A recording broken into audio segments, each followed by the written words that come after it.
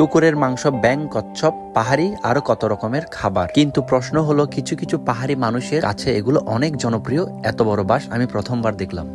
বাজারে এসে শুরুতে এই মাছটি দেখতে পেলাম। এটার নাম স্ট্রিংরে এবং শাপলাও। এরকম বাঁশ আগে দেখছেন? এত বড় বাঁশ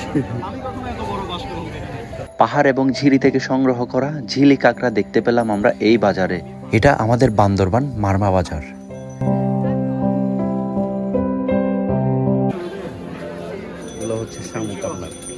এই মারমা বাজারে অনেক কিছু অপরিচিত খাবার দেখা যায়।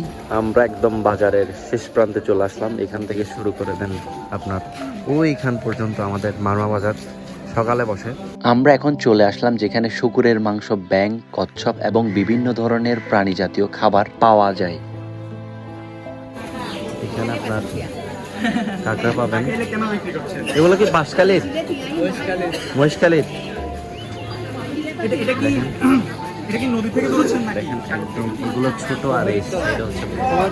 আসল গল্প এখানকার মানুষকে ঘিরে। দূরের কিছু গ্রাম থেকে ভোরবেলা বেরিয়ে একজন মা, একজন বাবা কিংবা ভাই বোন নিজেদের উৎপাদিত কিছু জিনিস নিয়ে ছুটে এসেছে এই বাজারে।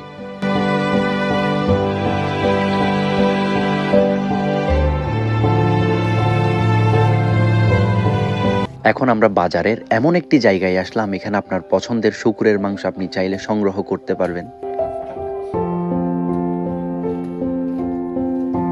ব্যাং অনেকে দেখলে ঘৃণা করে, কিন্তু এইসব খাবার অনেক মানুষের পছন্দের। প্রত্যেকটা জাতির আলাদা সংস্কৃতি রয়েছে, তাই বলে এইসব খাবার যারা পছন্দ করে তাদেরকে আমরা ছোট করে দেখব? অবশ্যই না। কিন্তু এখানকার মানুষের দৈনন্দিন জীবন, খাদ্য সংস্কৃতির সাথে এগুলো অনেকটা পরিচিত। দেখা হবে বান্দরবানের কোনো একটা নতুন ভিডিওতে। সবাই ভালো থাকবেন। ফেসবুক পেজ থেকে হলে অবশ্যই ফলো এবং ইউটিউব চ্যানেল থেকে হলে সাবস্ক্রাইব করে পাশে থাকবেন আমাদের সব সময়।